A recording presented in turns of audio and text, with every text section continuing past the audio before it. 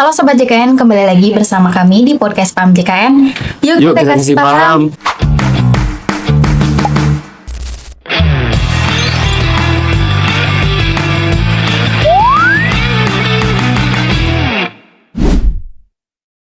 Oke, bertemu lagi nih di podcast kali ini bersama saya Alia, dan tentunya saya juga sudah ditemani oleh teman saya sendiri. Boleh mungkin ya kita kasih waktu dan kesempatannya untuk memperkenalkan diri terlebih dahulu. Boleh? Halo Sobat JKN semua, perkenalkan nama saya Muhammad Irfan. Saya di sini sebagai staf EP3RS, yang bisa disingkat dengan singkatannya itu adalah Staf Edukasi Penanganan Pengaduan Peserta yang ada di rumah sakit. Oke. Halo Irfan. Halo semuanya. Gimana deh kabarnya? Alhamdulillah baik, damang. Damang, Cana Sobat JKN. Damang. Aku panggilnya apa nih? Irfan aja atau gimana?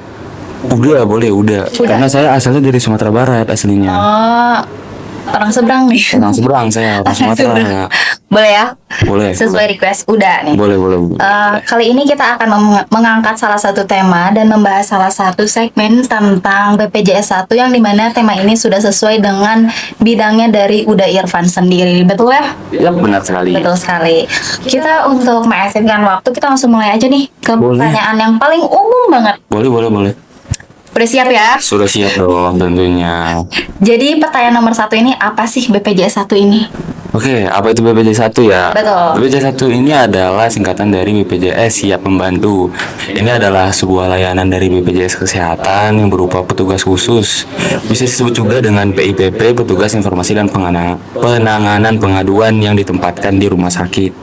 Dan ini tujuannya adalah untuk membantu atau memberikan informasi penanganan keluhan dan pendampingan kepada peserta JKN KIS yang ada di rumah sakit. Oke, jadi BPJS 1 ini merupakan salah satu petugas kesehatan ya yang Iya. ditempatkan di rumah sakit. Bukan petugas kesehatan sih, Iya, lebih petugas tepatnya. BPJS kesehatan. Iya, Seperti itu. benar. BPJS 1 tuh apa sih? BPJS. BPJS Siap Membantu. Oke. Jadi BPJS 1 itu Yes, siap membantu. Siap membantu. Iya. Oke nih, jadi siapa aja sih yang bisa menggunakan layanan BPJS 1 ini tuh? Kalau siapa aja yang bisa menggunakan layanan, semua peserta BPJS Kesehatan yang ada di seluruh Indonesia itu bisa menggunakan layanan BPJS 1. Baik, misalkan kalau yang sekarang ini kan kita di Karawang ya. Iya, betul. Nah, otomatis nggak cuman peserta yang ada di Karawang aja. Oh, tapi bisa seluruh Indonesia nih? Bisa seluruh Indonesia. Contohnya, nih ada contohnya juga. Apa nih Contohnya peserta yang mungkin yang aslinya dari Bekasi, Iya. pesertanya, tapi lagi berobat ke Karawang. Nah, itu bisa menghubungi kami juga. Oh, bisa. Staf BPJS 1 bisa kami bantu. Oke, jadi jangan khawatir ya Sobat JKN dimanapun kalian berada. Apabila ingin menggunakan layanan BPJS 1 bisa, karena mereka siap membantu. Iya, Oh. benar sekali. Lalu BPJS 1 ini itu hanya tersedia di rumah sakit tertentu saja atau gimana nih? Boleh mungkin Uda Irfan jelasin ke Sobat JKN semua. Oke, Sobat JKN, kalau misalkan rumah sakit itu sebenarnya semua rumah sakit yang bekerja sama dengan BPJS, yang bekerja sama dengan BPJS Kesehatan. Pokoknya mitra BPJS Kesehatan, rumah sakit yang udah bekerja sama itu pasti ada BPJS 1 di dalamnya. Oke, berarti yang pastinya yang sudah rumah sakit yang sudah bermitra dengan BPJS Kesehatan. Iya, ya? benar. Lalu aku juga pengen tahu nih, apa aja sih biasanya layanan yang biasa dibantu oleh BPJS 1 ini? Layanan yang bisa kami bantu ya, Iya. itu seperti penanganan keluhan peserta yang seperti saya sebutkan tadi, informasi hak dan kewajiban peserta, Oke. atau pendampingan rujukan, atau mungkin permasalahan antrian, atau juga keterlambatan dokter atau layanan lah. Nah, itu bisa kami bantu. Nah, contohnya yang antrean ini gimana sih? Antrian ini contohnya misalkan yang dari pasien atau peserta BPJS yang berobat ke rumah sakit itu menggunakan mobil JKN, di mana kalau misalkan pakai mobil JKN itu kan nomor antriannya sudah ada di aplikasi mobil JKN ya. Iya, betul. Nah, mungkin ada kedapatan di rumah sakit yang udahlah pakai mobile JKN, tapi di rumah sakitnya diberikan lagi nomor antrian mobile lagi jadinya nomor double antrian, ya? jadi double. Oke. Nah itu kan apa fungsinya jadinya yang Iya. dari mobile JKN ini sebenarnya cuma satu seperti itu. Oke, jadi seperti itu ya untuk layanan apa saja yang bisa dibantu oleh BPJS 1 selain memberikan informasi terkait pelayanan, mereka juga bisa menerima berbagai macam keluhan Keluhan. dari peserta BPJS di rumah sakit tertentu. Iya, mangga terkait. disampaikan saja kalau ada keluhan. Oke, jadi untuk prosedur pengaduannya itu gimana? Kalau untuk prosedur pengaduan sendiri ke BPJS 1 berarti ya. Misalkan ada Nah. banyak peserta, nggak banyak sih, misalkan ada peserta yang mau ada keluhan, Nah, tapi ingin menghubungi BPJS 1 ini, gimana nih prosedurnya? seperti yang saya bilang tadi kan di rumah sakit itu ada poster ya yang bekerja sama dengan BPJS, itu ada poster BPJS 1, bisa langsung menghubungi nomor yang tertera di sana. Oke. Jadi bisa berupa di WhatsApp Oke. atau di telepon. Itu bisa. Bisa nih langsung Bisa, telepon? bisa langsung telepon juga bisa. Kalau misalkan urgent misalkan nih di WhatsApp, pertama di WhatsApp tapi nggak ngejawab atau lama balasnya Iya. di jam kerja ya, itu telepon aja, nggak masalah. Udah, Irfan kayak udah siap banget nih, nggak masalah katanya. Udah dong, saya totalitas. Totalitas. Harus seperti dia udah ya. Iya, benar sekali. Jadi untuk menemukan poster BPJS 1 ini tentunya ada biasanya ditempel di Yang- lokasi strategis di rumah sakit mungkin. Tentunya yang sering titik kumpul di rumah sakit lah, kayak di ruang tunggu poli atau iya. di ruang pendaftaran rumah sakit, itu pasti ada. Di situ ya. Pasti ada. Oke, jadi sobat Atau mungkin gini, Gimana? kalau misalkan nggak ada posternya, tanya ke petugas rumah sakitnya. Oh iya, mungkin mereka udah pasti tahu. Udah pasti tahu. Udah pasti tahu. Pastinya. Jadi sobat JKN jangan khawatir. Lalu kalau misalkan kita nih mau itu kan tadi mau apa ngaduin keluhan, Oke. untuk dokumen yang harus disiapkan itu apa aja nih?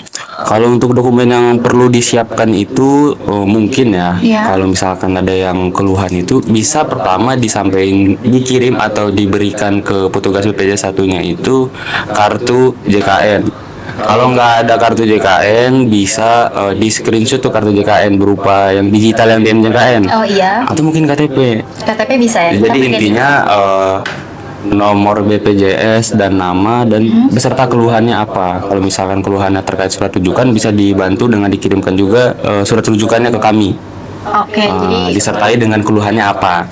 oke, jadi untuk prosedur pengaduan itu yang pertama mungkin pakai kartu JKN, apabila nggak ada mungkin bisa pakai nik KTP ya. Sekarang.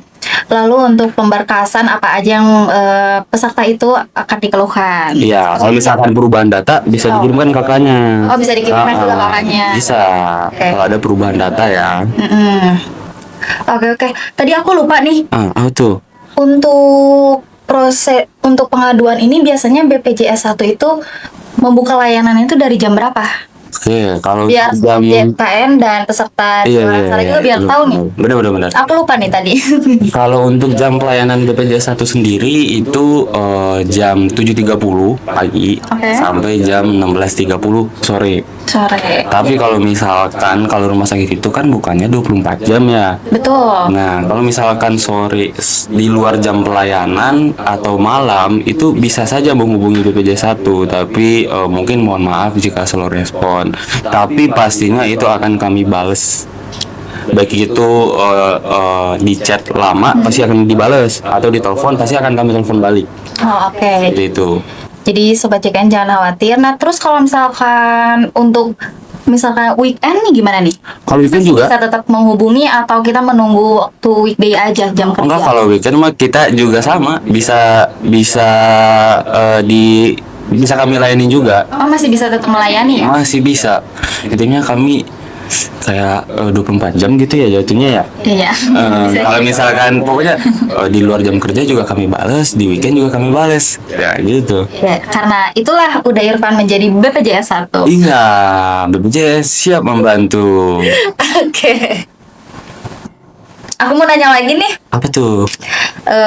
Pertanyaan selanjutnya, apakah BPJS 1 juga bisa membantu peserta JKN KIS yang PBI atau yang biasa disebut dengan penerima bantuan iuran? Gimana nih? Kalau dari BPJS 1 sendiri itu melayani semua segmen peserta. Semua peserta ini karena semua peserta ini memiliki hak yang sama untuk mendapatkan informasi dan pelayanannya. Baik itu peserta mandiri, peserta penerima upah, itu semuanya kami layani. Oh, berarti untuk semua jenis kepesertaan, Ya, semua jenis kepesertaan masih bisa masih bisa. ikut apa ya? Masih. Dalam melayani BPJS 1 ini. Iya, masih bisa, semuanya bisa. Oke, berarti aman ya untuk sobat CKN. Intinya mah palu gak ada. Apaan tuh palu gada? Apa yang kamu butuhkan kita ada. Aduh. Tuh sobat CKN, intinya mah palu gada. Wah, kita udah ada di pertanyaan terakhir nih. Aduh, Tidak terasa. wow. Jadi apa sih tantangannya Mas Uda Irfan dalam Uda Irfan, ya, Dalam? sebagai BPJS 1 ini? Oh, Tantangannya tuh apa? ini menarik nih Sobat CKN. Kalau tantangan ya, Iya betul. tantangannya itu saya harus di depan HP. Ya, like 24 jam. Oke. Kenapa? Karena kan mungkin dari segi pelayanan sendiri saya dari sore sampai dari pagi sampai sore, maaf. Tapi kan di jam-jam sore ke malam juga ya, Masih lumayan tetap lumayan melayani, masih ya. tetap melayani, itu tantangan juga. Di istirahat juga jam istirahat saya lebih kurang lah ya. Oh, Seperti itu. Dan mungkin dari banyaknya pengaduan yang masuk, itu kan pengaduan sini, rumah sakit A, rumah sakit B, itu kan kayak otak jadi gitu lah, kecekik gitu. Tapi dari itu semua, karena intinya saya membantu dan saya insya Allah dan kedepannya itu tulus. Nah, dengan ketulusan hati, kelapangan dada, kebaikan hati, kesucian hati. Nah, jadi sayanya enak ngejalaninya. Jadi nggak tidak merasa kerasa terbebani ya, kalau terbebani karena saya menolong banyak orang lah jatuhnya. Membantu banyak orang. Jadi kepuasan diri sendiri juga bagi saya sebenarnya menolong banyak orang, dan ini adalah salah satu kesempatan saya mendapatkan kebaikan tersebut. Ya, tentunya dan pastinya di sisi lain itu juga Uda Irfan mendapatkan beragam pengalaman cerita Ya, peserta-peserta yang peserta lah jatuhnya ya. Uda Irfan pun jadi tahu gitu kondisi Ya. masyarakat di luar sana itu Benar bagaimana. sekali, dan empati kita sangat teruji di sana. Oh, oke, tapi sejauh ini masih aman kan, Mbak? Masih aman, Oke. Aman. Wah, kita udah beres nih, pertanyaannya udah habis. Wow, cepat sekali. Oke, terima kasih Sobat JKN semua atas perhatiannya. Sampai jumpa lagi di episode selanjutnya hanya di podcast Paham JKN. Yuk kita kasih paham.